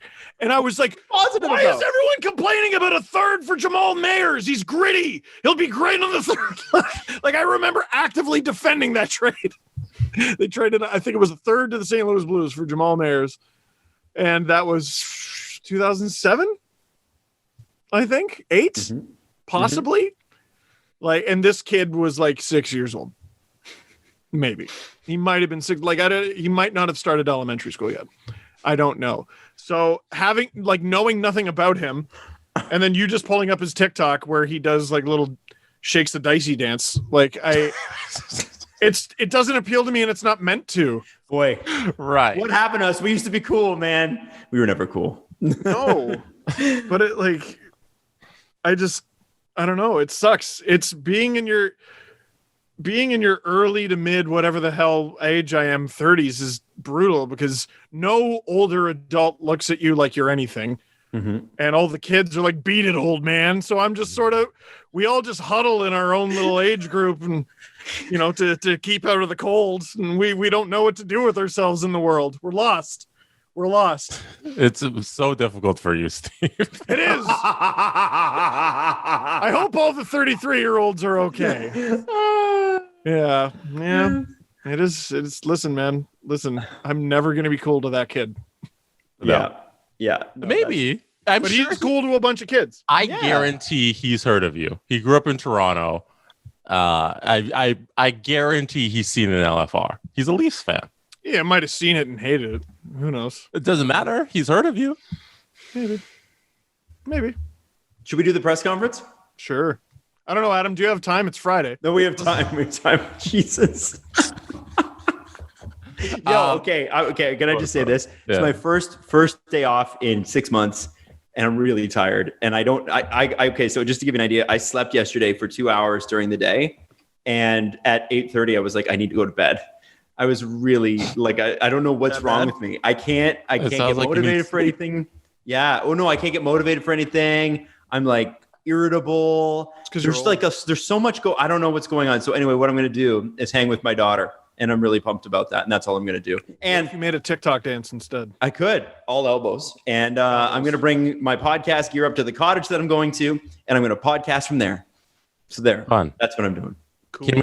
Can you do it outside? Is it reasonable enough where we could get a lake shot in the background? We could. It's on a bit of a slope down, but we could get the lake shot in the background. It's just like it'll be boiling hot because the deck gets the sun. So if you want to see me sweat, which is most episodes, because look at this, just sweat harder, then yeah, sure, we can do that. Adam, throw some sand at your face. Am I right? You know how self-conscious I like wiped my face down before the last watch a Stanley Cup final game with Steve Dangle. Is that because of me? What? Well, it was because of you. I'm lost in this conversation. So there's this picture of Steve at the 2014 draft that I've always given him hell for because he is so sweaty in it, Jesse. Like the sweatiest I've ever seen the man. And so I used to rip him on the podcast in the early days and be like, Steve, could you have rolled in some sand or something before that picture was taken? Like to dry my face off. Just dry them off. Dry their faces. Just get some wood chips and just rub it on his face, soak some of that moisture up. And anyway, Jesus, we were just kidding around, but yeah, it is the sweatiest picture I've ever seen of my good friend Steve. He also called me a Guido, Jesse. Can you believe this? I never did. Can you believe that he did that? Wow. I'm not going to go there. Wow. I'm going to choose to stay out of this conversation. Wow. He called me every Italian slur in the book, and me and Silvio Dante and all the rest of the crew went, oh! And anyway, sorry, go ahead, continue. Okay, all right. Sorry, this Friday show's off the wall. This Friday show. Keeping it tight to an hour, 60 minutes in and out. Sorry. We got it. All right. I wanted to shout out Peter Holland. Peter Holland today graduated from Southern New Hampshire University, former Leaf. Graduated with a 3.93 GPA, good enough for summa cum laude, and President's List honors. So shout out for ex-Leaf for graduating. Steve, what do you think Mike Babcock would say about that? Well, he's going to go to Arizona, and he's going to make me look like an absolute dick in his first game back. How's that? For anybody that doesn't remember, I think Peter Holland scored the shootout game winner against the Leafs his first game back after Babcock refused to play him. That's I gotta thank him because he gave me a leg up with Sportsnet because I was doing those pregame videos, and my whole video prior to the game was about, okay, so the Leafs traded Peter Holland to the Coyotes last week. How is he going to screw us tonight? How's it going to happen? Is he going to score a goal? Is he going to get the OT winner, the shootout winner? How's it going to happen? Mm-hmm. And that was before the game even happened. And then the shootout comes. I think he was the third shooter, and he buried the team. Camera immediately laser focused on Babcock, and they played the video again. And they were like, wow, this person, he got it right. Good for him. And I almost missed the Peter Holland announcement today because I am blocked, and I'm not sure why. Peter Holland blocked by Holland? Yeah, I don't know what I said. It's Peter Holland 13 or something? Yeah. No, I don't know. And he's like one of my favorite interviews from Junior. So it makes me sad. I hope I didn't offend him in any way. Well, he was I interviewed him. No, he doesn't go. I interviewed him at BT. He's one of the nicest guys on the Leafs at that, especially in the shittiest time, darkest time to be a Leaf fan. Extremely and did a ton of like every charitable event for the Leafs. He was there every single time. And he was up at I think that his contract with the Leafs was expiring, and he still came into BT on behalf of the Leafs to do something charitable. Like the Leafs weren't in the playoffs. It was like May. He wasn't a player for them anymore, and still came in at 5:30 in the morning to come on and talk to fucking dickhead me at 6 o'clock in the morning. Like, who cares? And he still did it. So anyway, I have full respect for Pete Holland. I would love to know why Peter Holland blocked you. I hope he unblocks me. I like him. He also works apparently at TSN 1050. I did not know that. What? Yeah, he does. Sometimes he co-hosts Leaf Lunch on TSN 1050. Didn't know cool. That. Oh, maybe it's because I work at Sportsnet. Yeah, that's probably what it is. Yeah. I don't know. Yeah. I don't know. Whatever it was. I'm sorry, Pete. This question is from Stinkface M on Twitter. That's a great name. I want you guys to predict, each of you, who gets the Stanley Cup for each team after the captain. Who on the team would you give it to? If you're the captain of the Lightning, so Steven Stamkos, or you're the captain of the Montreal Canadiens, Shea Weber. So you get the cup. Who are you handing it to next? Adam Wild. Easy for me. Goalies. Carey Price, Andrei Vasilevsky. They're the ones who got you there. Although, I mean, listen, if it were me picking, I would really I know what they'll do because it always goes goalies first because that's a tough gig. But I would love to see Shea Weber give it to Danault. I would love to see Stamkos give it to Braden Point. But I think it'll be the goalies. Stamkos gets it, and he either hands it to Hedman, who's sort of been there, they were 1 and 2 in the building of that franchise. True. Or they give it to Kucherov because of the difficult season that he had recovering, and also it's really funny. I thought you were going to say sitting at home. No, he was recovering from surgery, and also it'll make people mad. So that's what I would say. That's what I would say for Tampa. For Montreal, Shea Weber gets it, and it makes sense for him to give it to Carey Price. So that's who I would pick, and then number 3 would be Gallagher. That's the leadership, right, of the Montreal Canadiens, is it not? It's Weber, Price, Gallagher. And yes, there are other guys, but those are 1, 2, and 3 to me in no particular order. Yep. No, I like that. Jesse? I'm out of questions. Do you guys want to watch another Farmers? Do you want to listen to another Farmers Only commercial? Yeah, we do. Do you have one? Someone in the replies to the press conference question asked, "Where are all the country girls?"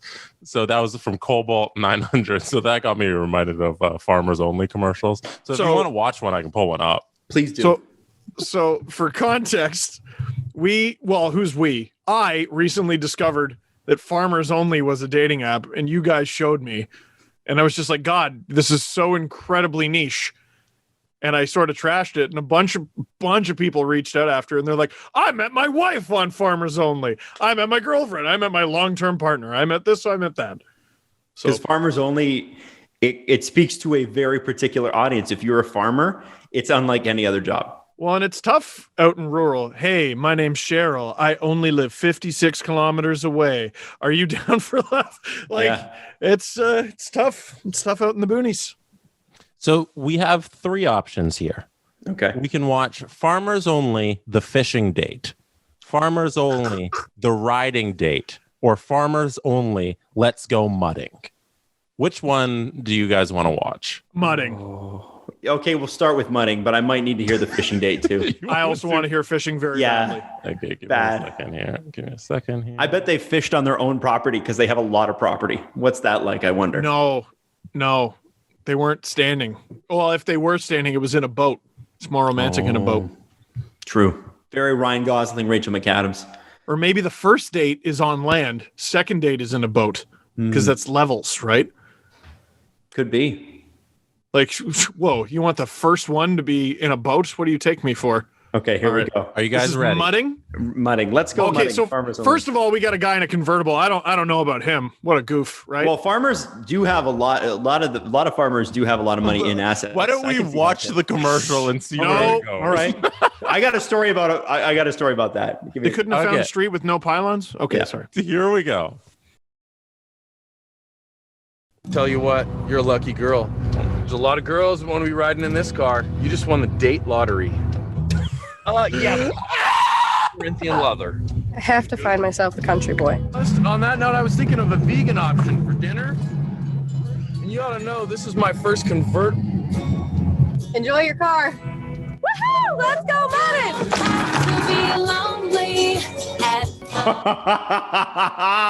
That's a great commercial. It knows it's poking fun at itself. I love that commercial. Sorry, the audio was a little out of sync there, but it's okay. So what's your take on that? Well, they're coming after. Sorry, go ahead, Steve. That wouldn't have been in the top half of third year projects at school. I think it's intentionally Holy bad. shit.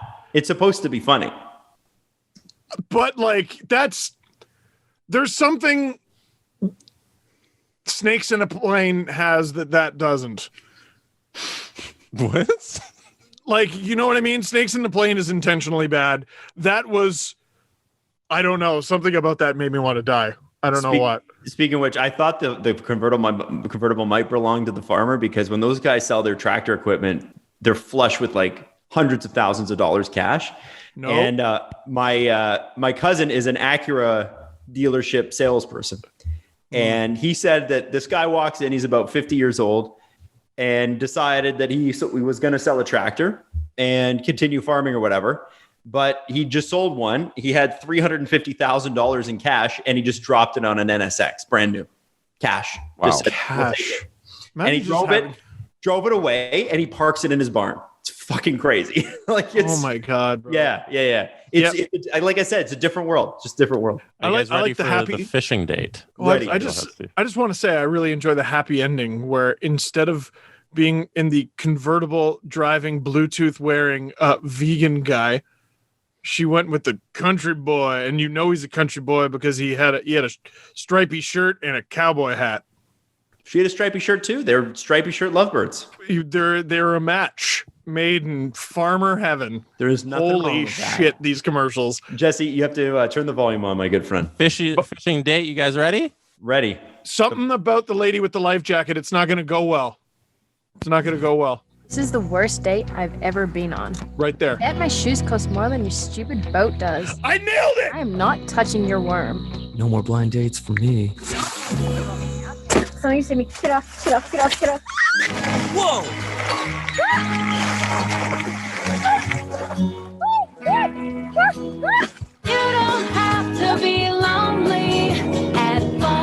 Is the other woman okay? Oh, there she is. City folks just don't get it. Shit. City folks just don't get it.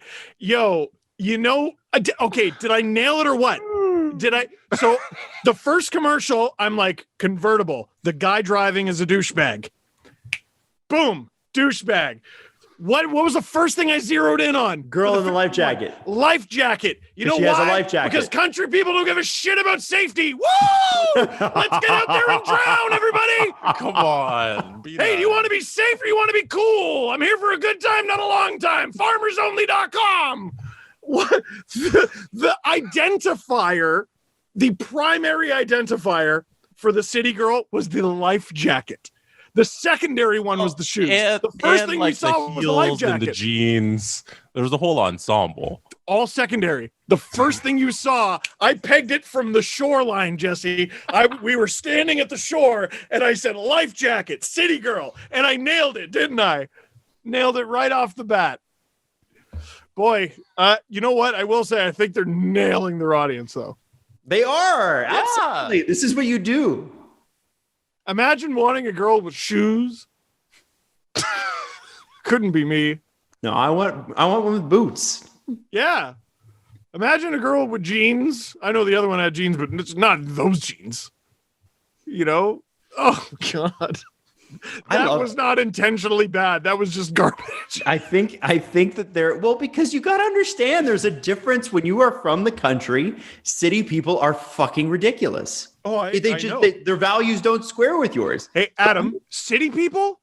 Cityots. Oh, okay. What, you've never heard that? Oh, You've I've never heard it. anyone call someone a cityot. Yes, I have. Yeah, I have. Idiot. Yes. Jesse, do you want to play the last one? You want another one? Yeah. Oh, let's play hell the yeah. third. Okay. Are you Give joking me- me? You think we're punching give me out a now? second to pull it back up. I thought we were Okay, done. and then we can wrap it up. Okay. So I have we watched The Riding Date yet? I don't think so. No. Oh, I bet they're Watch wearing that a one. stupid life jacket, though. I bet they are. Go for a bike date, wear a helmet. Stupid. I can't get enough of these commercials. I hope there's 1,000 of them. There's quite a few. Oh. They've done a great job marketing. I this, think they're brilliant. I'm with you, Jesse. I think they're awesome. Oh, I Sorry, didn't we say should they sit there and were ad. Need you now. unsuccessful. What, we got to watch an ad to watch an ad? Yeah. Yep. What a boring dystopia. Bo Burnham was All right, right here we go. about everything. Sorry. All right, she's got high heels. Garbage. No. Garbage. Let me guess. He's the problem. Watch. He's the problem, right? Look at him there with his tight ass in those jeans, sitting high. It's clearly him who needs to go. He's the problem. She's the farmer. Can I just say he is the problem? He didn't mention to her, hey, man, like maybe heels on a horse are a bad idea. He's the expert here. He knows how to ride a horse. She doesn't. And he's not telling her to not wear heels on the horse. Sorry, continue. Are you ready? Ready. Let's go. I don't even know why you like it here. I've got it. Don't touch me. I know how to ride. Don't touch me. Why are you dating a city girl? I don't know, buddy. Oh, jeez. That's a trick rider. That's amazing. Gentlemen, farmersonly.com. You don't have to be lonely at 5 of them. farmersonly.com. This app rules. Folks just don't get it. Those are the only 5 women on the app, Steve. That's all of them. So I think we overlooked how the dog was talking. Yes. Yeah. Where has he been in the other commercials? Why are you dating a idiot? Like why was he the guy in the Where's boat? this talking dog been? Again, the guy is the asshole here. He didn't prepare her heading on to the horse. He did not save her. That woman, by the way, like I hope he's covering her cab fare home as well as the surgery for her ACL and MCL. How the hell was she still on that horse at the end of it and he didn't help her? That guy's the asshole, everybody. Team Idiots. Also, him clicking the app and then immediately 5 women on horses run up to him. That's How did they jump the fence? Were they already in there? the app sent God. them. The app sent them. App sent them. Yeah. they just showed up. They just showed up. You click the app and women show up. You know, any good sign of a sign of a good commercial shoot is when they tell the actors, don't worry about the lines, just improvise. Because that's 100%. Don't touch me. Oh God. No, I think somebody wrote that, Steve. I don't. Oh yeah, they did. Yeah. They did. Yeah, she's supposed to be the most hateable person in 30 seconds you've ever met in your entire life. Well, then okay, maybe they rule. Like I maybe think they're brilliant. really good at this. I Yeah, reacted huge to all of them. I think that's where Adam and I are. That's where we agree. And just like It's a good me thing saying- Steve came up with, though, isn't it, Jesse? It is. You're welcome. Team Idiots. No, listen, it's just like the old thing and the TikToker wasn't made for me to enjoy. The farmersonly.com commercials were made for my scorn, not my approval. Is there, Jesse, not today, but are there more? I believe so. The YouTube, that's their like official YouTube channels where they upload all. Can we of do a their- Farmers Only on Friday as well? Amazing. Yeah, you want to Friday know on only. Friday? Well, I'll look and see. Yes, I do. They have. Yes, I do. Let me see. Only farmers. No, they got a whole page of videos. Oh, Yeah, yes. yeah. There'll be enough. Yes. Yeah, that would be great. That would Yeah, be we've only watched I think 5 total. So yeah, we've got plenty to go through. We got I'm content so all excited. summer. V excited for I am V excited. farmersonly.com. Yep. That's it for me. Okay, well, that's it for all of us. We love you. And we're out of here. It's Friday. So it will be Friday when we talk to you next as well. 2 Fridays in 1 week. Lucky us. And so we'll see you then. Love you. TGIW. The Steve Dangle Podcast. Follow the guys on Twitter at Steve_Dangle, at Adam WYLDE, and at Jesse Blake. Connection complete.